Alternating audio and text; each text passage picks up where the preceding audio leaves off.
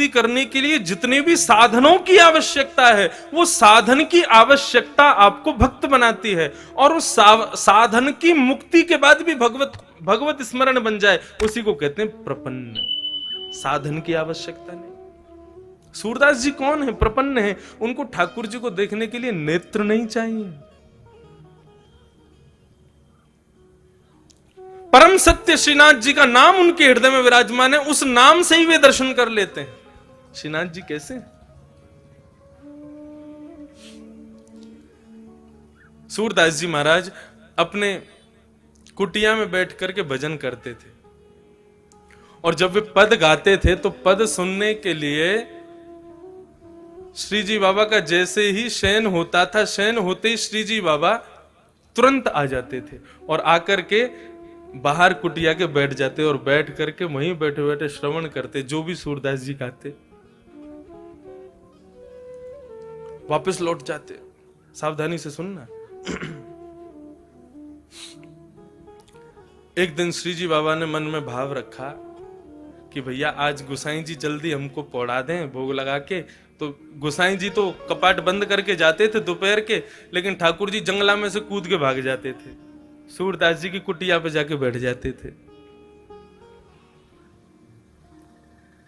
एक दिन ठाकुर जी जाने लगे तो श्री जी ने हाथ पकड़ लिया ठाकुरानी ने। कहां जा रहे हो? बोले हम जा रहे हैं एक जगह पे। बोले कहां जा रहे हो? मुझे सही बताओ। बोले एक भक्त है, उसको दर्शन देने के लिए जा रहे हैं। बोले हम भी चलेंगे साथ में। अरे तुम मत चलो, तुम क्या को जाओगी? तुम जाओगी तो फिर पता नहीं उसको समझ पाओगी नहीं समझ पाओगी, क्या भाव आवे समझ थोड़ी आता है। राधा रानी बोली या तो हमें लेके चलो, नहीं तो आज हम तुम्हारी गोसाई जी से शिकायत कर देंगे कि तुम पौड़ते नहीं हो, तुम भाग जाते हो दर्शन देने के लिए। ठाकुर जी अर्चावतार में जब विराजते हैं ना तो अपने अर्चक से डरते भी हैं। मैं अपनी कथा में कभी कभी बताता हूं, हमारी बहन जी बैठी हैं, श्री राधा रमन परिकर में आपका सौभाग्य है सेवा का। तो एक बार इन्होंने एक प्रसंग सुनाया कि ठाकुर जी पोशाक नहीं पहन रहे थे। श्री राधा रमन जी पोशाक नहीं पहने, जबकि बिल्कुल सही था, नाप भी बिल्कुल लेकर के रखा था, लेकिन फिर भी कभी कहीं से ऊंची, कभी कहीं से नीची, कभी कहीं से भारी। सब गोस्वामियों ने प्रयास कर लिया, लेकिन ठाकुर जी ने पोशाक नहीं पहनी। तो आपके जो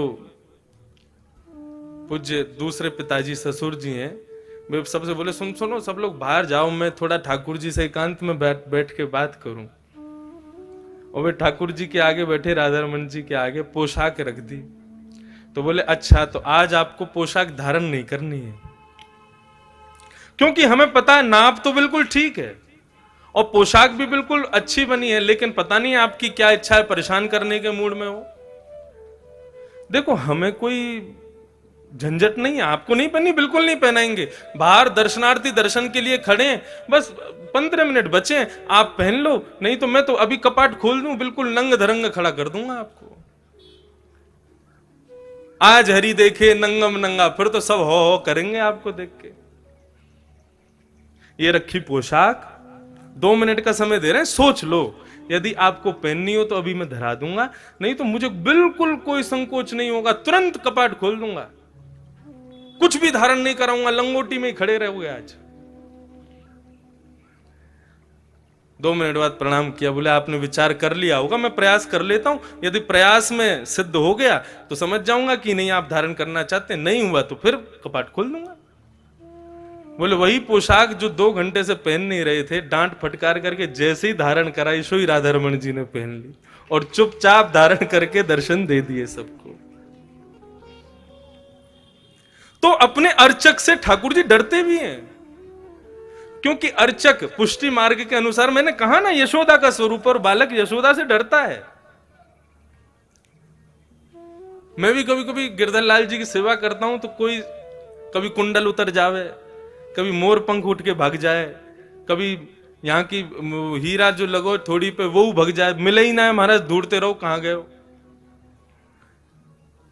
हम तो खूब डांट फटकार दे, मैं देखो पहनो तो पहनो, नहीं तो ऐसे ही खड़ो कर दूंगा, मुंह कोई चिंता ना है।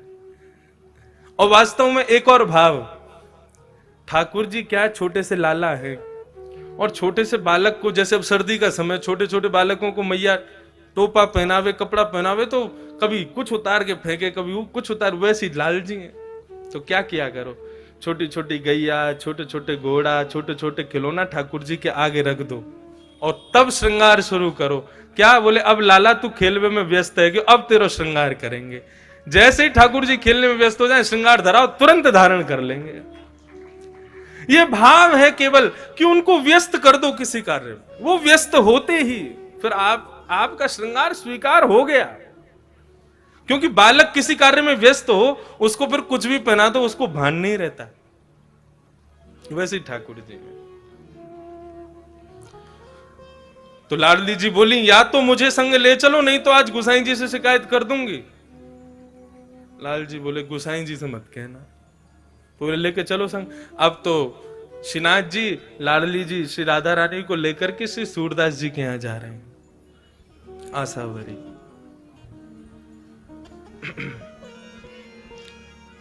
सूरदास जी की कुटिया में जाकर के दोनों प्रिया प्रियतम अविराजित हुए हैं, और दोनों इतने भाव से सूरदास जी के पद को श्रवण कर रहे हैं, लेकिन सूरदास जी को नहीं पता कि ठाकुर जी मेरे सामने बैठे हैं। पद का गान करते करते करते करते करते दोनों प्रिया प्रियतम ऐसे भावावेश में आ गए कि भूल गए कि हमें वापस दर्शन देने जाना है।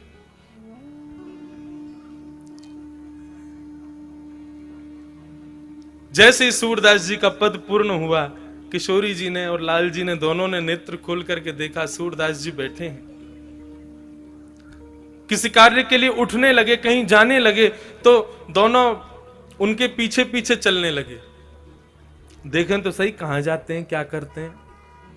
अब सूरदास जी अपनी लठिया से चल करके ऐसे आगे रास्ता देखते हुए, लठिया से अनुभव करते हुए चल रहे थे, और पीछे दोनों श्रीनाथ जी और श्री किशोरी जी दोनों चल रहे हैं। तभी आगे एक बड़ा गहरा गड्ढा था। ठाकुर जी को भी अनुभव नहीं हो पाया, पता नहीं चल पाया। जैसे श्रीनाथ जी ने लठिया, वो सूरदास जी लठिया से चल रहे थे, उनको भी पता नहीं चल पाया, और चलते चलते श्री सूरदास जी उस गड्ढे में गिर पड़े। अब जैसे ही गड्ढे में गिरे, ठाकुर जी और लाडली जी ने ऊपर से देखा, बड़ा गहरा गड्ढा, ठाकुर और नीचे सूरदास जी पड़े हैं, हाथ छिल गए, पैर छिल गए, सिर में चोट आ गई। ठाकुर जी के नेत्र सजल हो गए।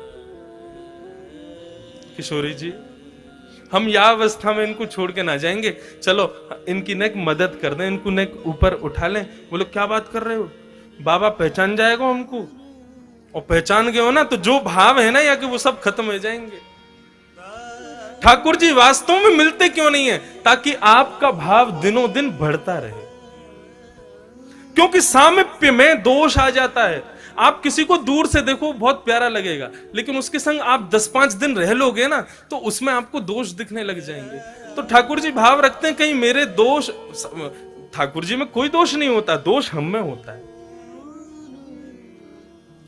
कहीं हमें कोई दोष ना आ जाए, हमारी भक्ति में दोष ना आ जाए, इसलिए ठाकुर जी दूर ही रहते हैं। लेकिन लाडली जी कहने लगी, ठाकुर जी मत करो। ठाकुर जी बोले, नहीं, मैं ऐसे ना देख सकूं सूरदास को। तुरंत ठाकुर जी ने अपनी काली कमली उतारी और नीचे गड्ढे में डाल दी, और किशोरी जी से कही, आप मेरी कमर पकड़ लो, मैंने काली कमली पकड़ ली है, अब सूरदास जी या को पकड़ के ऊपर आ जाएंगे। सूरदास जी अपनी लठिया खोज रहे हैं, कहां गई। तभी ऊपर से ठाकुर जी बोले, बाबा। और जैसे ही बाबा शब्द सुना है, सूरदास जी ने रोम रोम नृत्य करने लगा। जितनी पीड़ा थी सब दूर हो गई, नेत्रों में मानो आंसू छलक पड़े हों। बोले, ये स्वर तो मेरे श्रीनाथ बाबा का ही हो सकता है। हाँ भाई, कौन है भैया? बोले, भैया बाबा हम यहीं ब्रजवासी हैं, गैया चरावे जामे, आपको पड़ो भयो देखो तो सोची ने आपकी मदद कर दें। हाँ भैया, बड़ो भलो करेगो ठाकुर तेरो। भैया कैसे आऊं ऊपर? बोले, मैंने अपना पटका डाल दिया नीचे, आप आकू पकड़ के ऊपर आ जाओ। सूरदास जी उस पटके को पकड़ रहे हैं, और यहां से लाडली जी ठाकुर जी को खींच रहे हैं, ठाकुर जी सूरदास जी को ऊपर खींच रहे हैं। क्या स्वरूप है वे। सूरदास जी के मन में भाव आ गया। जैसे ही पटका पकड़ा, उसकी सुगंधी को जब अपनी नासिका से ग्रहण किया, बिल्कुल दृढ़ निश्चित हो गए कि ये तो ठाकुर जी हैं और कोई नहीं हो सकता। जैसे ही गड्ढे से ऊपर निकल करके सूरदास जी आए, जानबूझ करके ऐसा भाव दिखाया कि मानो झटके से गिर पड़े हों, और गिरे तो कहां गिरे, श्री लाडली जी के चरणों में जाकर के गिर गए। और गिरते ही बड़ी चतुराई से श्री किशोरी जी के एक पांव की पाजेब को सूरदास जी ने पकड़ करके खींच के अपनी जेठ में भर लिया, और भर करके ठाकुर जी खड़े हो गए, किशोरी जी खड़ी हो गई, सूरदास जी भी व्यवस्थित हो गए। ठीक है बाबा, अब तुम बाहर आ गए हो, अब पीछे को मत जाइयो, गड्ढा तुम यहां चले जाओ। और ठाकुर जी ने किशोरी जी को बात करो, जल्दी चलो, गोसाई जी दर्शन खोल देंगे, नहीं मिले तो बहुत डांट पड़ेगी। अब किशोरी जी जैसे ही चली, तो चलते ही एक पांव की तो छम आवे आवाज, दूसरे पांव की आवाज ही नहीं। किशोरी जी ने नीचे देखी, बोले हमारी पाजेब कहां है? अब तो ढूंढने लगे तो दूर ही दिख गई, बोले पाजेब हाथ में लटक रही है सूरदास जी के। किशोरी जी बोली मेरी पाजेब रह गई है। ठाकुर जी बोले दूसरी दिलवा देंगे, चलो। वो नामों को तो वही चाहिए जो सूरदास जी पे। बोले तुम फंसवाओगे आज, सूरदास बाबा तो जन कब छोड़ेगा, लेकिन आज गोसाई जी बहुत डांट लगाएंगे। किशोरी जी बोली हमको तो वही पाजेब चाहिए। तो बोले तुम ही लिया। बोले मुंह को डर लगाया बाबा ते, मैं ना जाऊंगी, तुम ही मांगो। लाडली जी तो चाह रही है कि ये कृपा आज कर ही दे इनके ऊपर। ठाकुर जी फिर से गए, बाबा हाँ हाँ भैया बोलो। वो हमारी एक पाजेब आपके पास रह गई है, आप कृपा करके हमको प्रदान कर दो।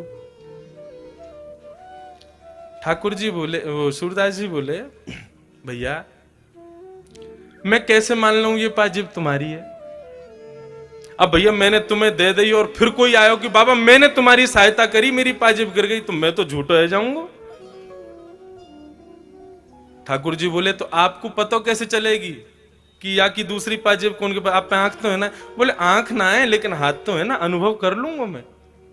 तो बोले क्या करोगे? बोले दूसरी पाजेब जो है का है, वो मेरे हाथन के आगे आप चरणन में धारण करके ही दे दो, मैं वह पाजेब को हाथ से स्पर्श कर लूंगा, सो दूसरी पाजेब पहना दूंगा।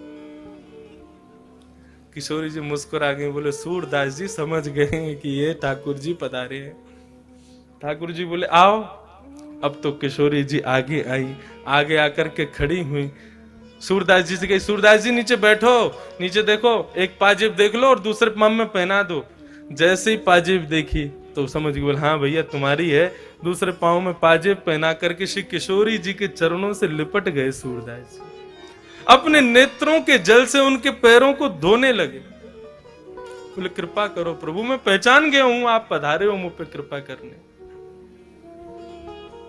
किशोरी जी ने सूरदास जी को उठाया और ठाकुर जी, किशोरी और सूरदास जी तीनों को आलिंगन किया।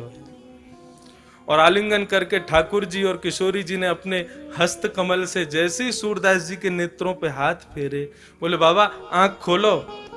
बोले मैं देख ना सकूं? बोले खोलो तो सही। जैसे ही नेत्र खोले तो श्रीनाथ जी राधा रानी के संग में सामने खड़े हुए हैं। बोला भक्त वत्सल भगवान की